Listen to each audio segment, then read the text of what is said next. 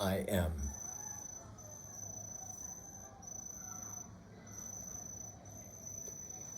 The discourse yesterday was very disappointing to me. I felt like there was a point I was trying to make that I didn't, and it was ragged and went all over the place.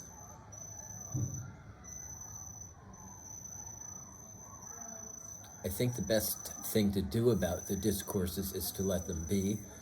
They're extemporaneous, they go where they go, I do what I do, I say what I say, and that's that. But I listened to them again once in order to summarize them for the title, and I have a reaction. In this case, I was critical because I felt that I was vague about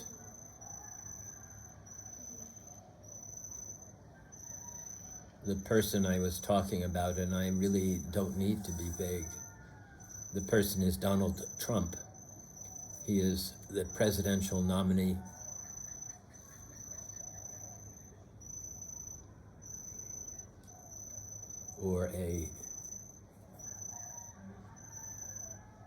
He's running against Joe Biden to become president of the United States.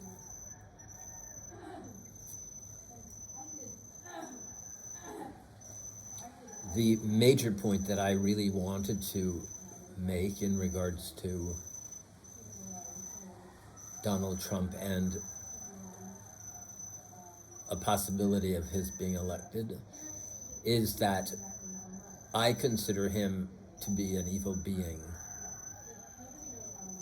I've watched him for a long time. I've watched him be underhanded, mean, cruel. And he's not a powerful being either. He's energetically not powerful.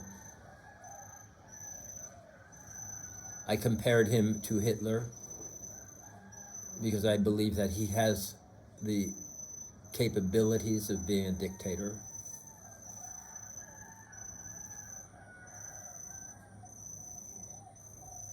I also believe that he could not be in this position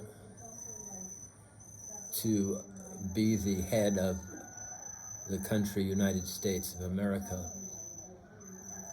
if the United States had not fessed up to its horrible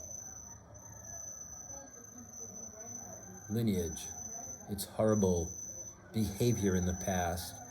Slavery needs to be atoned for. It needs to be, the United States needs to embarrass itself, humiliate itself for what it has done to people. Because the United States is one of the most powerful countries in the world because of doing that. It would not be in this position without having done that. So the person who wants to be in charge of this country needs to step up and make this atonement possible. And all those beings who still hold on to their desire to have slavery, who look into their past and are not embarrassed by what they have done as a family in the South and the country itself, kidnapping Black people to take them down to the South to work on, to be tortured, stealing people.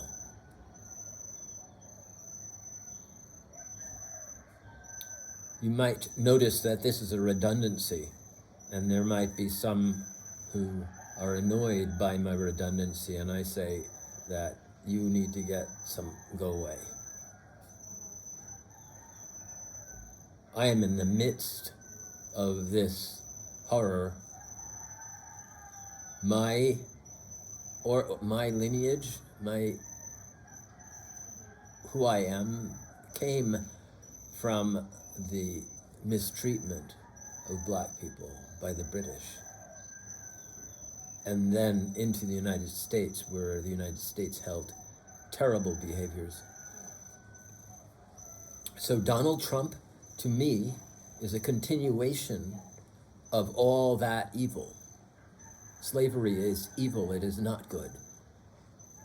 Those of you who say, well, it was what happened and we have to get over it. No, it has to be atoned for.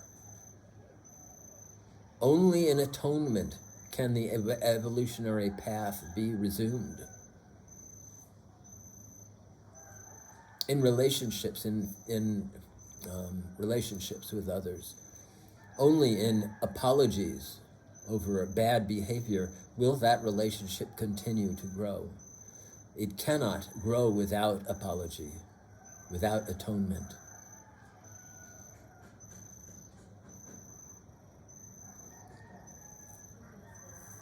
So I feel like I botched my discourse yesterday. Of course, that's just a critical thing of me. I'm being overly critical about myself. I just need to let it go. That's an example of letting something go. You let that go, it's finished, it's over. Now is the new one. Donald Trump. I can call Donald Trump evil. I can call his whole mechanism evil, a weak energy being, a being who in normal times when there is atonement and karma is accounted for, and good behavior is considered to be the best quality of a president or head of anything, and strength, that's important. He has none of those. He is a bully, and a bully is not strong. A bully is somebody who takes advantage of a weakness of another and uses it to push them around. Whereas a strong being is a person who can support the strengths of everyone around them and still be in charge, and still be able to be respected by them. They don't fear to be bullied by them.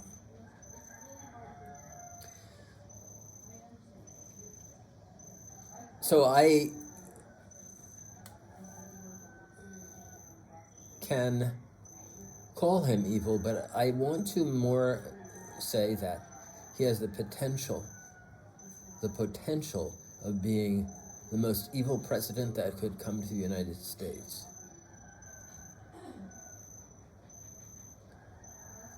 And that is saying something, because there are some real unpleasant figures in the presidency. Some who I really like somewhat, and some who I just don't.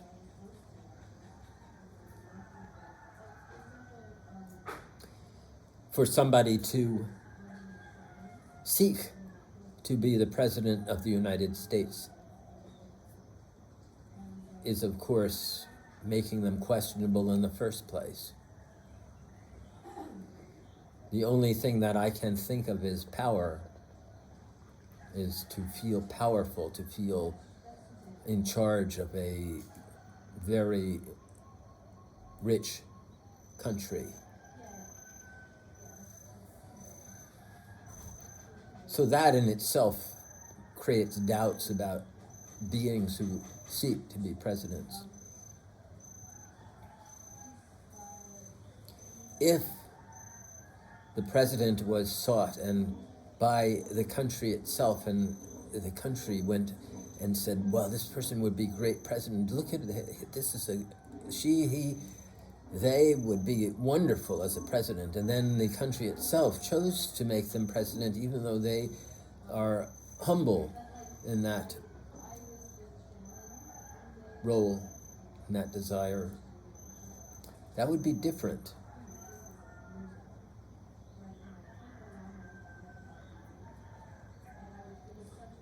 So I guess I wanted to finish that up. I don't know if I did any good job doing it. I just wanted to name that person who I was talking about and speak to what I believe is a problem with him.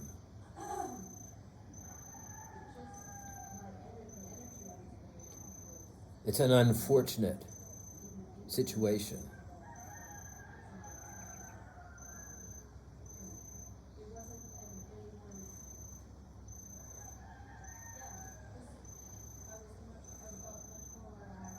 I have been feeling as if I've been getting sick, and I can't tell if I have. I have a little congestion, I have a little mucousy gunk. But on my walk, I was fully vocal, and I really didn't have any trouble with my singing.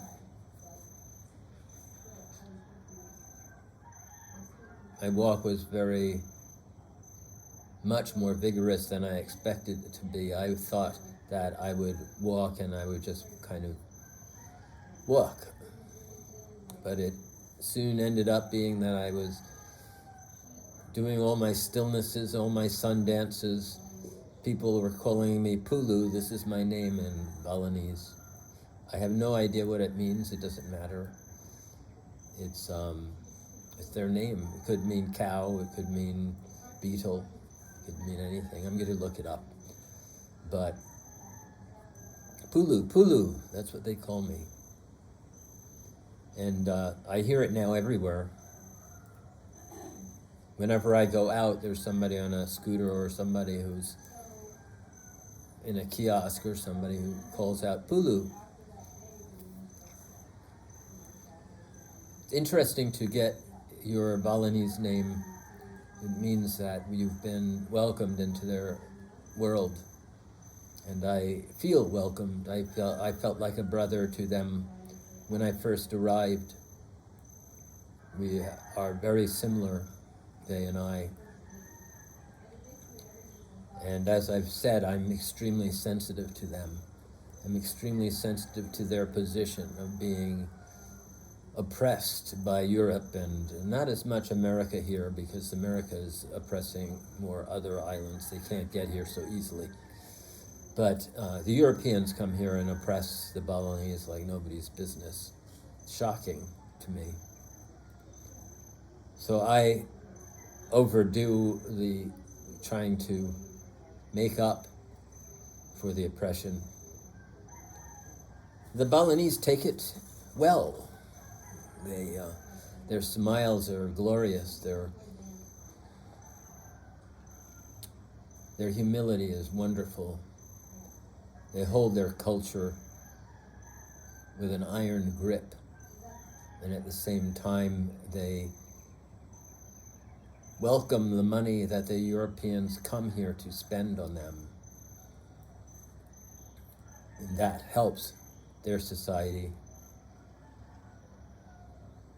And unfortunately, it directs their attention very strongly towards money and materialism.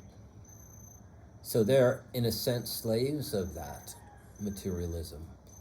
And the Europeans come and make it a big deal. So what am I here for?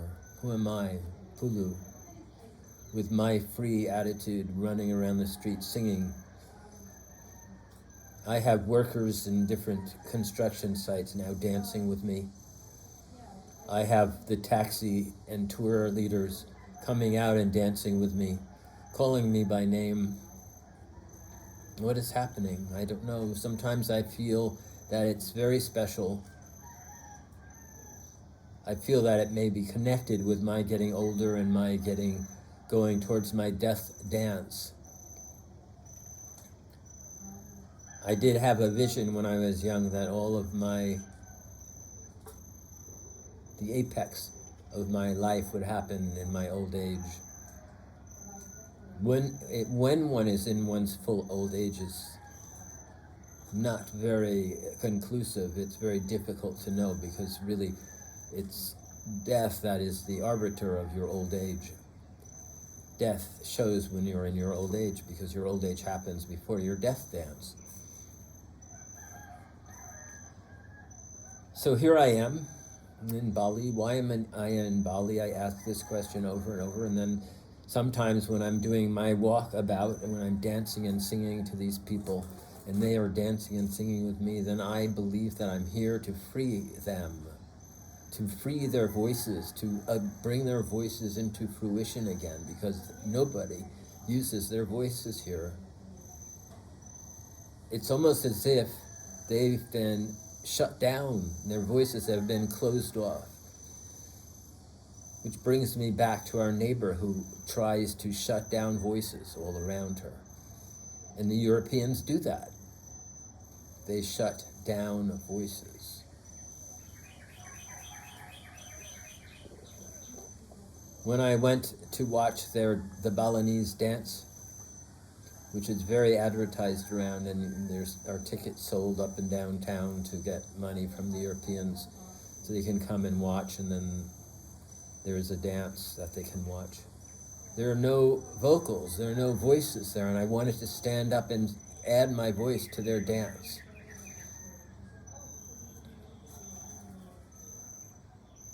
Is that what I'm here for?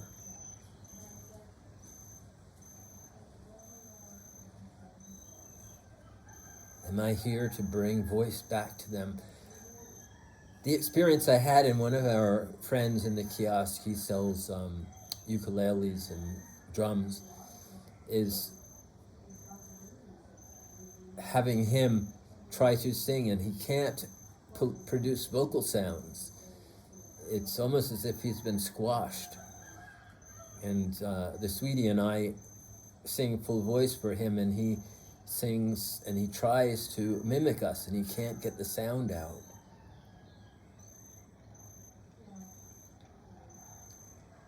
The voice activation that is advertised all over Ubud by Europeans and faux spiritualists who claim to be capable of activating voices and to give lessons and then give you a degree in voice activation. They are not doing that for the Balinese. It's not the Balinese who are going to their classes. They're doing it for Europeans. And of course, Europeans pay them to do that. And that's why, of course, they're doing it. They're doing it to make money. The Balinese are doing it to make money. They're doing whatever they do to make money. Everybody is. I don't walk around and sing to everybody and get everybody dancing to make money. I do it because energetically, it's the right thing to do. It's the right thing to do to raise people's spirits. People who spend the entire day at a construction site putting up buildings, hammering in nails, cutting tiles, cutting bamboo. They are so ecstatic when I come by, and they all try to sing, and they're trying. That's voice activation. That's energy activation. Because I don't do it for money. I do it because it's the right thing to do. I do it because I have the gift. And to do that, to give it to them, means that they now are activated. They work the whole day with the energy that I've given to them and that they have taken hold of. It's a phenomenal feeling. I truly feel like a leader also. I truly feel like the leader that Donald Trump is incapable of being. I am not a bully. I am a person who makes everybody around me feel stronger.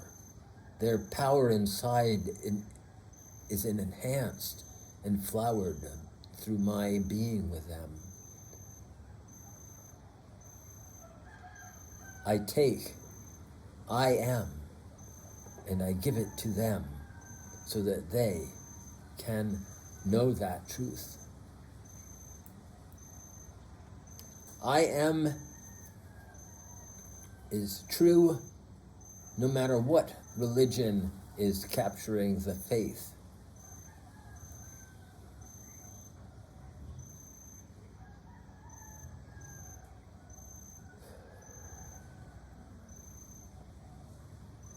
The sun dances are so much fun too. Today I had a lot of witnesses.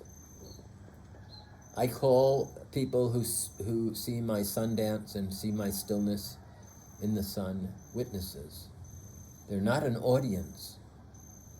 They're witnesses because they are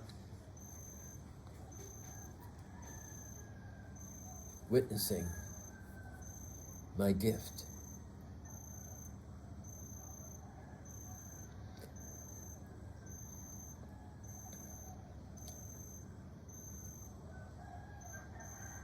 To honor the sun, to honor the sunlight, to honor the shadows, to honor the heat and warmth is what I do. And when people witness it, they may not understand what I'm doing. But what is happening is I'm glistening. And I'm taking in that full energy. I am being fully connected to the sun, the center of our solar system. I am being fully unified with one of the most important